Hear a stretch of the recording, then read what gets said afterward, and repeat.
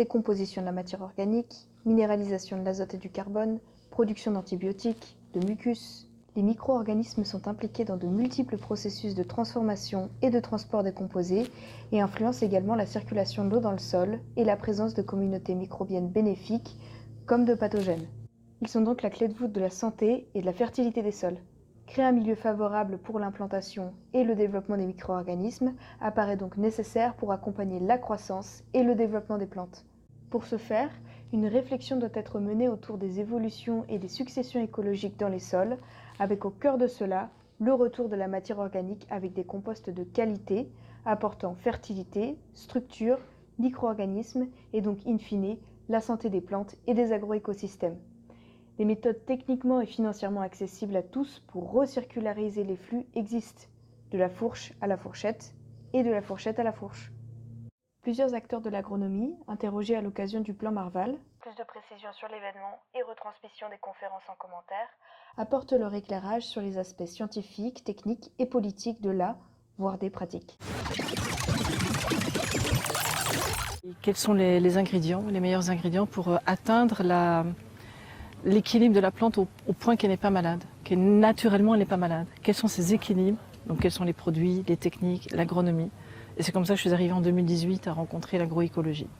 Parce que toute cette forme d'agriculture est fondée sur le fonctionnement optimal et même exponentiel des micro-organismes du sol. Voilà, on fait confiance aux micro-organismes du sol qui sont là depuis des milliards d'années et que l'on a quand même oublié dans l'agriculture moderne, et fortement oublié d'ailleurs, et qui pour nous sont essentiels pour régénérer des sols, puisque c'est de ça qu'il s'agit, de la régénération des sols. Alors pour commencer, je pense que le compostage est un moment absolument crucial et d'une immense beauté, puisque c'est l'endroit où, dans les cycles du vivant, tout ce qui arrive en fin de cycle, tout ce qui a achevé un cycle de vie, qui devient pour la plupart des situations ce qu'on appelle un déchet, eh bien en fait peut redevenir là le berceau d'un nouveau démarrage de vie. Donc on a dans le compostage un lien entre ce qui n'a plus de fonction immédiate et ce qui va par contre redonner naissance à un nouveau départ.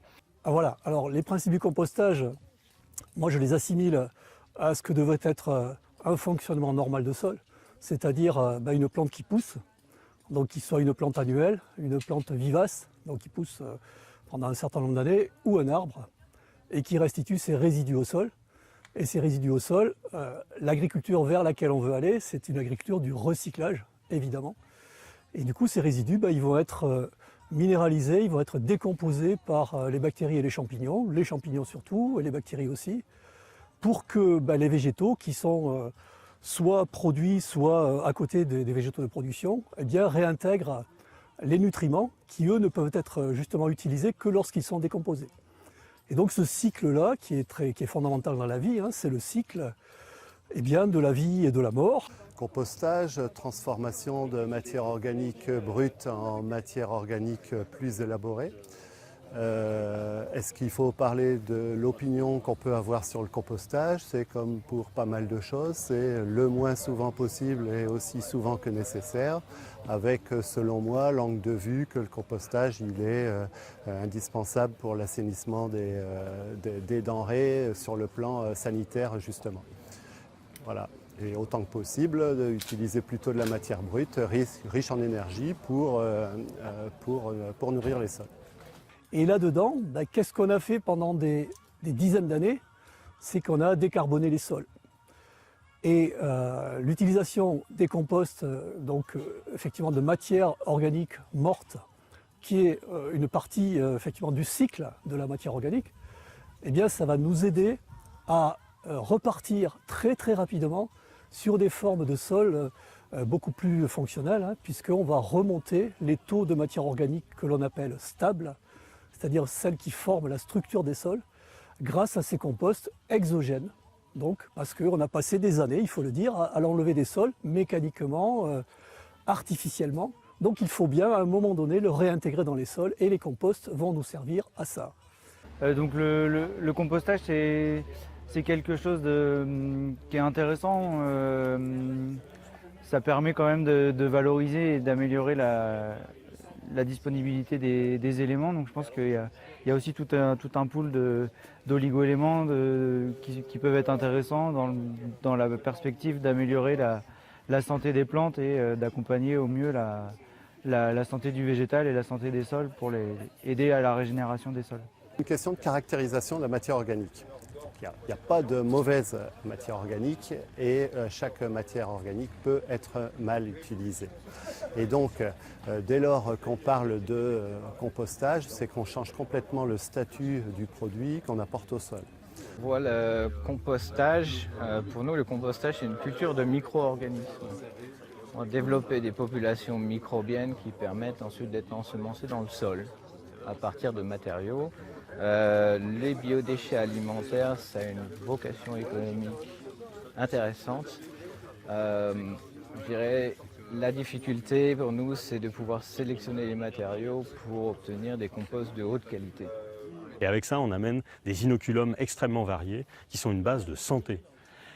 Le vivant, c'est pas faire avec du simple. Et un bon compost, c'est une multitude d'organismes vivants qu'on va amener au sol. Et donc, en fait, c'est quelque chose de... C'est pas thérapeutique parce que ça vient pas soigner un problème. Bien souvent, ce soit ça la situation, mais c'est un élément de construction de santé. On ramène de la diversité et ça permet que les pathogènes aient moins une place à trouver parce que les places sont prises, parce qu'on est obligé de coopérer ou bien parce qu'il y a de la régulation qui se met en place. Le compostage, alors moi je trouve que le compostage c'est une très bonne méthode de transformation de déchets qu'on ne saurait pas valoriser autrement. Voilà, parce qu'effectivement, il faut voir que c'est un processus dans lequel on va perdre beaucoup de carbone, perdre beaucoup d'énergie. Et alors, il y a des intérêts à le faire aussi, mais effectivement, si on peut arriver à utiliser ces déchets, entre guillemets, directement, ça peut être intéressant. Hein, voilà. En compostant, on rend la matière avec un C sur N plus bas, un ISMO plus élevé, donc un produit qui est plus stable, mais dans le même temps, on a perdu aux environs de 2/3 du carbone dans l'opération de compostage et on a aussi perdu une très très grande quantité d'énergie, énergie qui aurait pu être profitable pour les micro-organismes du sol pour rendre les fonctions écosystémiques au sol. Alors, est-ce que vous avez déjà vu des déchets organiques qui, dans la nature, montent à 70 degrés? Jamais. On veut rester à des températures qui soient suffisantes pour dégrader la cellulose et la lignine, les éléments qui sont un petit peu plus durs à dégrader, qui vont prendre un peu de temps, mais pas trop chaud pour pas non plus arriver à une trop forte dégradation du carbone et de l'azote. Par exemple, quand vous dépassez des températures un petit peu supérieures à 70 degrés, vous arrivez à des développements de populations de bactéries nitrophiles. Elles consomment de l'azote, mais nous, on veut de l'azote, on veut du carbone dans ce qu'on veut ramener avec le compost. Alors il y a compost et compost. Et donc le compost habituel dont on a l'habitude de parler, c'est le compost qui arrive à 70 degrés avec les bactéries qui décomposent, qui tuent quand même beaucoup de micro-organismes pathogènes, mais qui tuent également les 80% de micro-organismes favorables, champignons, bactéries. Et donc l'idée c'est d'aller vers des composts à combustion froide, combustion lente, qui permettent justement avec une façon de les amener naturellement vers des composts qui ont encore toute leur matière vivante active, les métabolites qui en sont issus et qui sont vraiment si importants, donc les vitamines, les hormones, etc., pour qu'ils servent justement au fonctionnement optimal des sols et en même temps qu'ils apportent du carbone. Alors le compostage, il faut déjà différencier deux méthodes de compostage. Le compostage à froid avec des EM ou des lactofermentations, où on va bâcher la matière organique. Et ça, c'est une méthode super performante pour avoir très peu de pertes en termes de gaz carbonique, zéro émission de CO2, zéro émission d'azote. Dans l'air. Donc c'est un système où on fonctionne sur un compostage en vase clos et on perd aucune des deux matières qui sont quand même riches pour le système agricole, qui va être très chargé en éléments fertilisants. Là, c'est vraiment garder le côté fertilisant de la matière première. On a le compostage à chaud où on va faire monter en température la matière organique pour l'hygiéniser, la rendre conforme à la réglementation. Et c'est la deuxième phase du compostage qu'il faut soigner, où on doit passer le compost en aérobie obligatoirement, et l'inoculer avec les bons micro-organismes d'un très bon compost. Donc en règle générale, ceux qui le font plutôt bien ont un retourneur d'andin qui utilise du jus de compost très, très ancien, bien mûr, pour réinoculer le compost qui vient de finir sa phase thermophile. Un inoculum pour les sols de bonne qualité, parce que là vraiment quand on arrive avec des tonnes et des tonnes de compost, on va inoculer le sol avec les micro-organismes qui sont présents dans le compost. J'ai beaucoup travaillé pour ma part en Amérique du Sud, on travaille beaucoup avec des compostages à froid et des compostages très courts, très rapides, sur des périodes de 15 jours, 1 mois on va dire, ce qui permet d'avoir des flux très tendus, enfin des flux importants sur les chaînes de compostage et des composts pré-décomposés, donc des composts jeunes qui sont très intéressants parce qu'ils contiennent encore beaucoup d'énergie pour les sols, pour les organismes du sol. Et donc c'est des choses, je pense, qui pourraient être intéressantes d'essayer d'accélérer ces processus de compostage d'une manière générale en France, parce qu'on a des processus qui sont parfois très longs avec des gros engorgements sur certaines plateformes, pour en plus avoir plus de microbiologie, parce qu'à froid on conserve la microbiologie qui est présente dans le compost, et garder un maximum de nutriments et d'azote qui ont tendance avec les températures à être volatilisés. Alors réglementairement parlant, c'est un petit peu compliqué, mais on a vraiment un gros problème, je pense, un gros problème réglementaire et légal ici, parce que agronomiquement parlant, ça a un impact vraiment, à mes yeux en tous les cas, très négatif de travailler sur une stérilisation des composts. Ça va à l'encontre de tout ce qu'on a dit sur ces 3 jours, de travailler avec la microbiologie et de travailler à son développement, notamment dans les composts. Voilà, donc le compostage, effectivement, les 2 premiers modes de compostage, à chaud, qui sont les 2 plus communs, à chaud et en composteur, c'est vrai qu'on a le défaut quand même de perdre beaucoup d'énergie. Après, ça a aussi un intérêt de composter des déchets organiques, quels qu'ils soient, surtout quand c'est des déchets, plus des déchets verts même que des déchets ménagers, pour obtenir des composts stables, pour faire par exemple des terreaux. C'est vrai qu'on a besoin de compost de toute façon pour les terreaux. Mais c'est vrai que pour amender les terres, ce n'est pas forcément indispensable. Il y a d'autres choses qui peuvent se faire. Alors c'est vrai que dans le réseau maraîchage sur sol vivant, il y en a qui utilisent beaucoup de compost, mais on est plus sur du compost de déchets verts là aussi. Ils vont l'utiliser plus pour faire des nids de semences et qui vont déposer sur l'herbe par exemple, ou déposer en surface, et faire leurs semis de carottes, de radis directement dans le compost. Du moment où la source est là, j'ai envie de dire que c'est dommage de ne pas en profiter et de la travailler le plus noblement possible, c'est-à-dire en essayant vraiment pour revenir sur ces histoires de température, avec des montées en température les plus courtes possibles, et pourquoi pas avec des réensemencements après ces montées en température, pour ramener de la microbiologie après ces phases de stérilisation. Je pense que c'est important de passer par une phase d'expérimentation et trouver les bonnes recettes pour améliorer la qualité du compostage, faire quelque chose de vraiment qualitatif. Je pense qu'il y a peut-être aussi à aller chercher d'autres sources de micro-organismes, de les coupler pour avoir un produit vraiment qualitatif et valoriser au mieux tous ces déchets ménagers qu'on peut avoir à disposition. Ce qui est à adapter sans doute, c'est de profiter des processus de compostage pour contrôler la microbiologie qu'il y a dedans et donc d'utiliser des techniques qu'on va considérer comme modernes mais qui finalement sont anciennes, de lactofermentation, etc. ou de thé de compost. Le but étant de profiter de ces apports organiques pour avoir un maximum de microbiologie très active pour la fertilité du sol. La lactofermentation est la chose la plus simple du monde, quoi. Et surtout, on peut faire une lactofermentation de déchets, récupérer du liquide, du solide et mettre ça dans des composts pour refroidir des composts. Au contraire, ne pas monter en température parce qu'on perd trop de carbone, on le brûle. Et là, il faut rester à des températures, au contraire, qui sont 40-50 degrés, quelque chose de simple. Et la lactofermentation, les déchets lactofermentés vont permettre de booster un maximum de champignons. Et là, on peut même s'amuser à chaque station de compostage pourrait avoir son compost magnifique qui devient un inoculum. Donc vous faites un thé de compost avec le magnifique compost que vous avez appris à faire, que vous conservez, il est là, vous le mélangez avec des lactofermentés, dilués, vous mettez ça sur des composts et là au contraire vous allez avoir moins de CO2 dégagé, plus d'humification.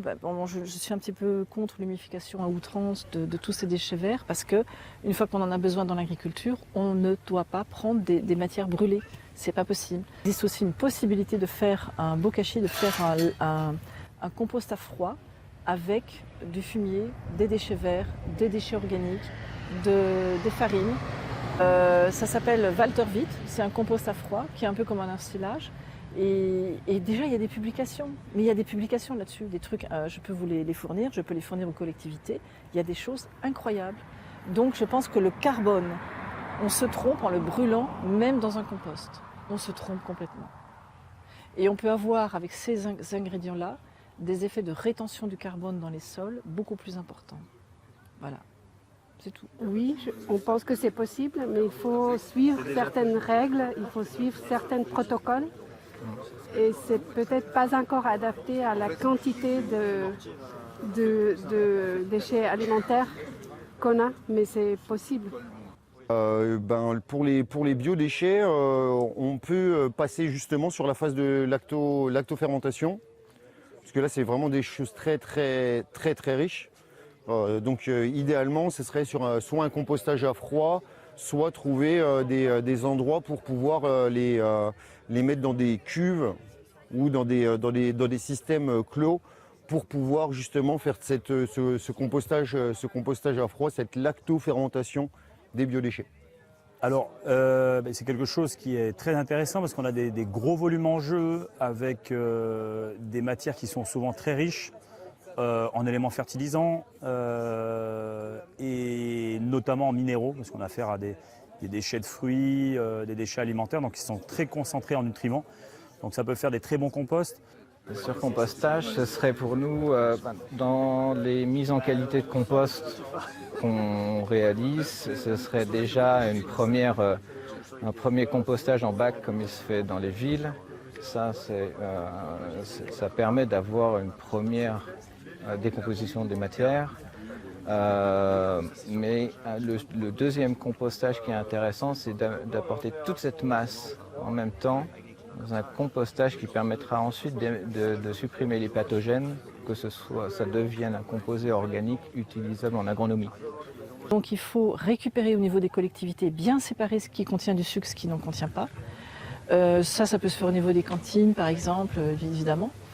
Et les résidus de pain, de légumes, d'épluchures de légumes, tout ça. Et ça ne doit absolument pas partir en compostage, mais en lactofermentation.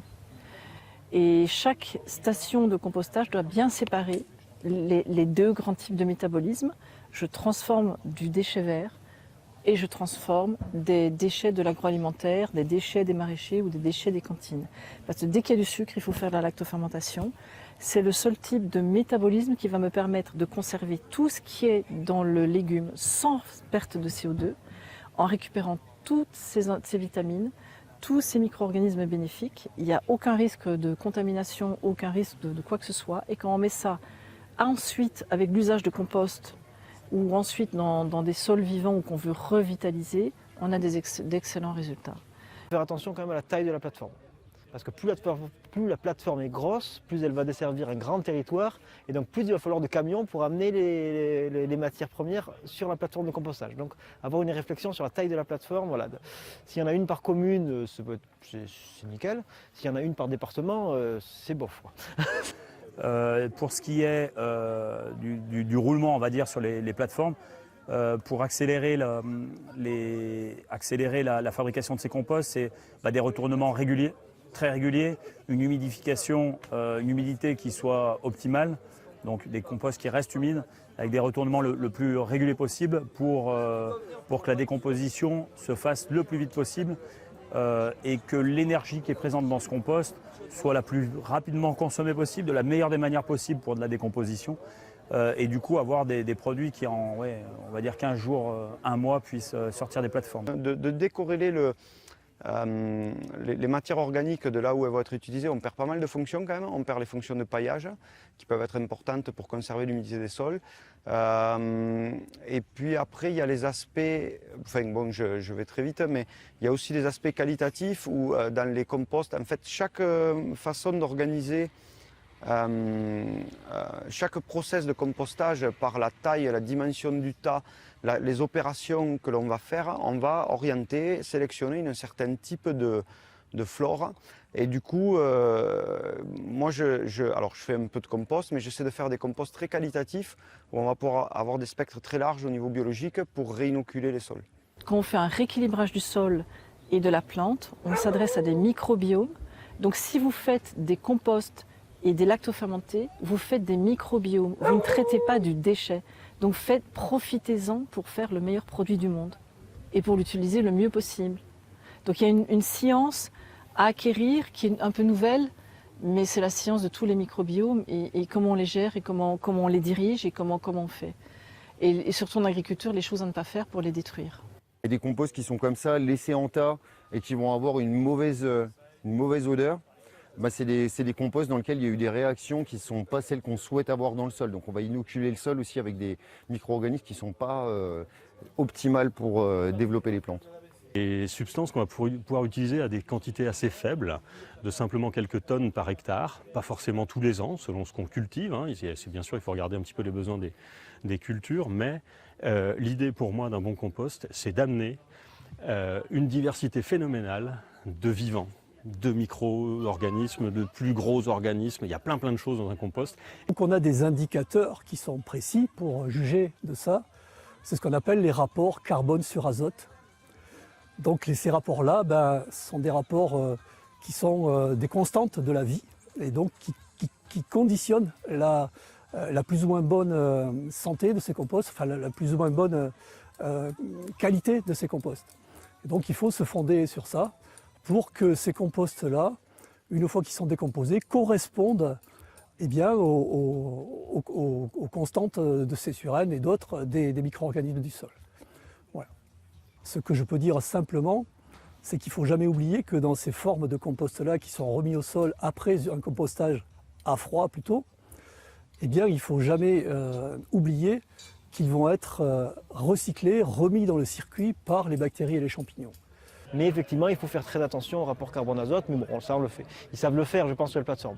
Et donc, c'est bien beau de mettre du compost sur un sol, mais si ce sol est structurellement pas prêt à les recevoir, c'est-à-dire en grosse partie parce qu'il a une fertilité physique déficiente, c'est-à-dire qu'il est trop compacté, que chimiquement il est trop acide ou trop basique parce qu'il y a des phénomènes qui sont passés qui ne sont pas bons, et qu'il est surtout très pauvre en colonisation vivante, c'est-à-dire en micro-organismes, en méso-organismes aussi, les vers de terre, les colamboles, etc. Et bien là, on met du compost un peu à perte. Donc il faut retravailler dans la logique des choses. Il faut partir d'un sol, un habitat qui va recevoir les composts, et donc qui est un bon habitat, c'est-à-dire fertile, ouvert, poreux, etc., pour que là, le travail se fasse au mieux, quoi. La question de la complémentarité, c'est de quoi on a besoin à un moment donné. Si on souhaite apporter de la matière organique au sol très près de la future plantation et qu'on prévoit d'incorporer cette matière, on fera attention aux inconvénients liés aux matières organiques brutes et à césurène élevée et à ISMOBA, donc à dégradation rapide, qui provoqueront des fins en azote, donc on y est attentif. Et donc on préférera des matières organiques qui ne risquent pas de faire de fin en azote dans ce cas. Et vice-versa, si on peut faire un apport de matière organique qui va être longtemps avant la culture d'après, on sait qu'on a moins de risques de fin en azote et on a tout intérêt à mettre des matières organiques brutes, et à ISMOBA et à césurène élevée, donc riches en énergie qui nourrira davantage le sol. Des composts jeunes intéresseraient énormément d'agriculteurs. Au niveau mondial, on a un manque énorme de matière carbonée. Donc toute matière organique, en fait, devrait être restituée au sol. Mais j'insiste, c'est vraiment une bonne chose d'avoir ces composts à disposition, parce qu'encore une fois, on a tellement désorganisé les sols depuis des décennies, qu'on ne se rend pas compte. Les taux de matière organique sont très bas dans les sols. Et si on veut le faire non seulement à l'échelle maraîchère, parce que cette échelle elle est relativement simple, il n'y a pas beaucoup de surface. Par contre, à l'échelle grande culture, à l'échelle élevage, là il va falloir des mesures politiques, je dirais, et c'est là que c'est vraiment intéressant, et avec la puissance des pouvoirs publics, de réorienter globalement l'agriculture vers cette réutilisation des déchets, quoi. Donc c'est ces formes cette massification de l'utilisation qui est en jeu actuellement. Et pour terminer peut-être là-dessus, au-delà des composts ménagers, moi j'ai dit qu'il y a aussi toute la biomasse végétale qui est issue du traitement des haies, du traitement des bois, du traitement des déchets de scierie, etc., etc. Ce que j'invite les communautés de communes ou les communes en général à faire, c'est peut-être d'améliorer le tri à la source. C'est des travaux qui sont faits en ce moment. Et c'est aussi peut-être d'envisager un premier compostage et un surcompostage. Il ne reste plus qu'à passer à l'action et espérer que les politiques en vigueur aujourd'hui au niveau national et européen changent pour vraiment faire que le changement soit rapide, parce qu'il peut être très rapide. Entrer dans les formations des agronomes et des techniciens, là c'est indispensable. Il faut absolument entrer. Arrêter de leur faire croire qu'un compostage c'est un traitement de déchets. Mais c'est incroyable, quoi. Et quand on voit tout le sucre qu'on balance, enfin, moi je suis dans la région du Gard et on balance des milliers de tonnes de melons, et c'est un produit qui se met en super lactofermentation. On pourrait le mettre en lactofermentation au niveau local avec des règles assez simples et le distribuer dans toutes les cultures de l'arboriculture qui sont à côté, les pommes, les poires qui sont en train de souffrir, quoi. Et non, mais on va le faire sur le plan réglementaire, on va le faire sur le plan régional en Italie, et puis on va foncer comme ça. On n'a pas le choix. Par le biais d'un petit groupe, en fait, une association de producteurs qui s'est montée pour gérer les déchets verts localement. Donc on reçoit les déchets verts des déchetteries de la communauté de communes qu'on vient composter sur nos parcelles.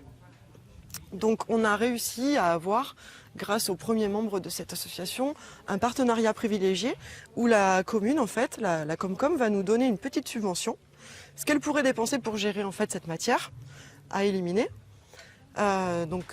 pour payer un prestataire qui viendra étaler nos tas, les remettre en andin et ensuite les tamiser, c'est-à-dire les cribler avec un godet cribleur, ce qui nous permet en fait d'avoir à très faible coût une grande quantité de matière organique disponible localement sur les fermes. Donc ça permet de redistribuer localement un déchet vert et le remettre en circuit dans la fertilité locale. Et c'est ça qui manque souvent dans les territoires, c'est-à-dire qu'on puisse payer un prestataire pour faire du compost de qualité rapidement épandable. Voilà, sachant que maintenant il y a les problématiques avec les communes qui sont censées récupérer justement les déchets compostables de l'ensemble des habitants pour les valoriser en compost. Donc il y a des choses à creuser au niveau local. Ce serait intéressant de se structurer au niveau local via des associations qui pourraient peut-être faire les gestionnaires de ces composteurs collectifs et que ça puisse être mené vers les agriculteurs qui reçoivent aussi ces déchets verts. Essayer de structurer des partenariats en fait entre les Comcom, les agriculteurs et les éventuels prestataires, les chantiers d'insertion ou autres. Ça permettrait de donner du travail aussi et de former des personnes là-dedans. Si on leur explique à quoi ça sert, oui. Parce qu'en fait, même les agronomes ne savent pas, les techniciens dans les chambres ne savent pas. Et en fait, là, moi, je suis en train de sauver des vergers en Italie avec des lactofermentés. Est-ce qu'on va attendre de créer une désertification dans les vergers en France pour réagir?